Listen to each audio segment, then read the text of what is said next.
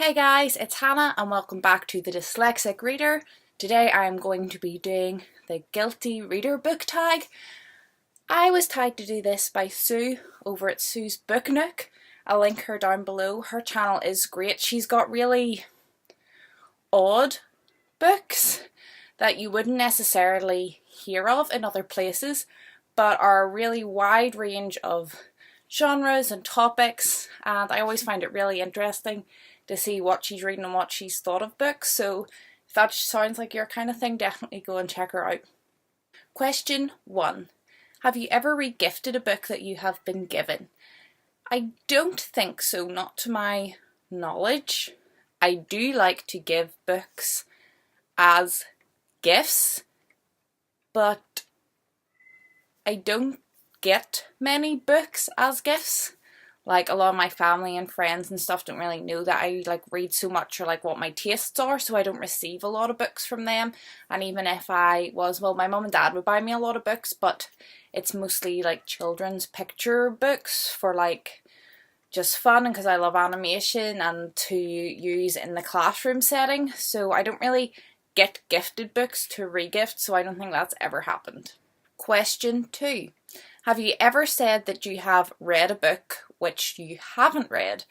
Not to my knowledge, but I'm sure in school I have said I have read chapters that I haven't, or I've skimmed chapters and tried to wing my way through a lesson, but I have never said to someone, oh yeah, I read that, it was really good, or whatever opinion they have when I haven't read it, because I am a horrific liar. It is so obvious to tell when I am lying, and I would get so easily caught out that it's not even worth trying. 3. Have you ever borrowed a book and not returned it? Not to my knowledge. I might have a few school books lying around in my parents' attic or something, but I don't think so. I'm a real stickler for the library. I never get late charges. If I cannot return a book because I'm busy or whatever, I always ring or go online and get it renewed just for a couple of days, just to give me a chance to get it back and stuff. So I'm a real stickler for returning books. I normally return my books early, and I don't think I've ever kept a book. Question 4. Have you ever read a series out of order? Not intentionally, but it has happened a couple of times. I've picked up a book at a library or in a charity shop, and a lot of books are not clearly marked as to what there are in the series. If I get these series Unfortunate Events books, let's just pull a random one out here. They all have the number on the spine, and they all say book the 9th in this case. But I feel like a lot of books do a really bad job. But since getting Goodreads, I've only been on Goodreads for a couple of months, you guys. I didn't know that Goodreads existed. I can now take out my phone, scan the book, and it'll tell me if it's part of a series and if it's the first one, which is so helpful. I've never intentionally read a series out of order, but it has occasionally happened that I've not picked up the first one first because I didn't know that it was a series. Number 5. Have you ever spoilt a book for someone? Not intentionally. I wouldn't do that. Even if people ask, I don't care, just tell me. I feel really awkward about it, because what if they change their mind in the future, or what if they leak it to somebody else? So I try not to, and if I've ever hinted at something on this channel that has spoiled you for a book, I'm really sorry, because I hate that. Have you ever dog-eared a book? I used to dog-ear my books, and I haven't stopped because I'm against dog-earing. But when I used to read, when I was a teenager, I only read in bed for 20 minutes before I went to sleep some nights, and I would have dog-eared my book to keep a place.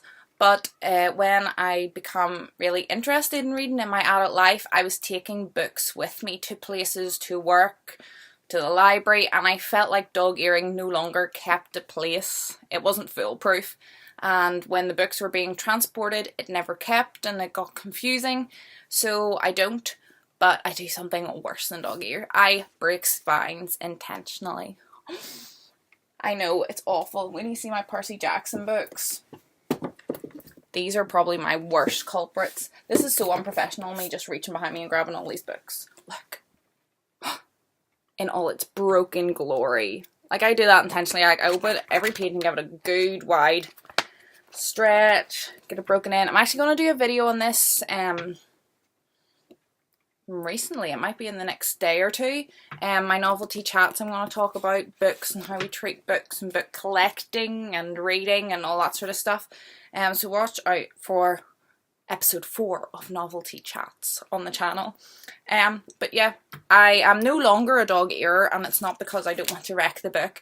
I just don't find it a good way of keeping place anymore because my books are transported so much. But I am a spine cracker. Come for me. Have you ever told someone you don't own a book when you do?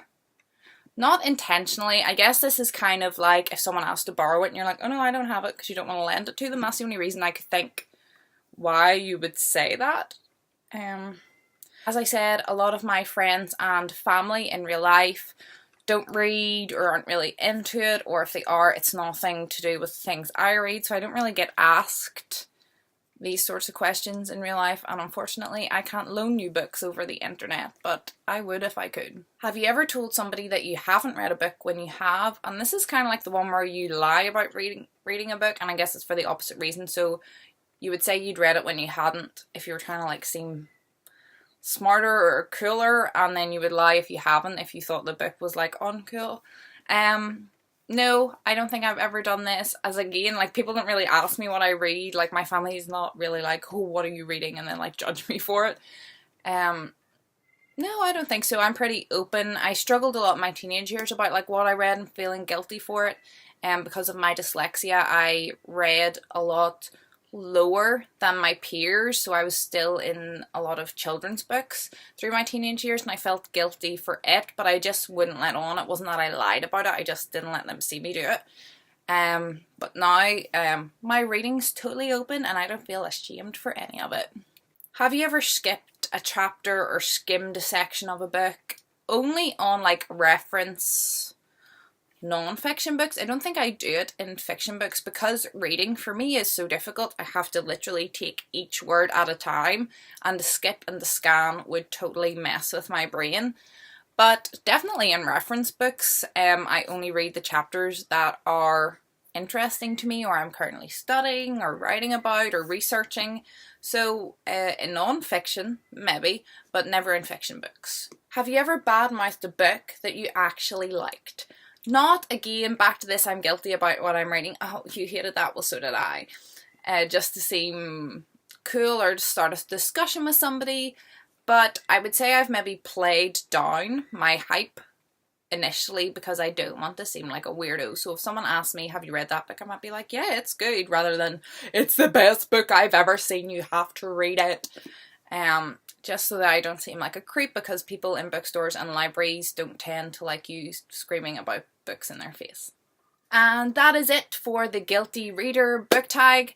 I do quite a lot of those things, but I don't feel guilty for any of them. Thanks to Sue for tagging me. I think it's an interesting, slightly different kind of spin on a tag where it's not actually talking about specific books, but the process of reading. Go check Sue's channel out. I'm not going to tag anyone because this has been floating around for a while. It's took me a while to get round to doing it. So if you haven't done it and would like to, consider yourself tagged. I hope you're all happy. I hope you're all healthy, and I shall see you in my next video. Goodbye.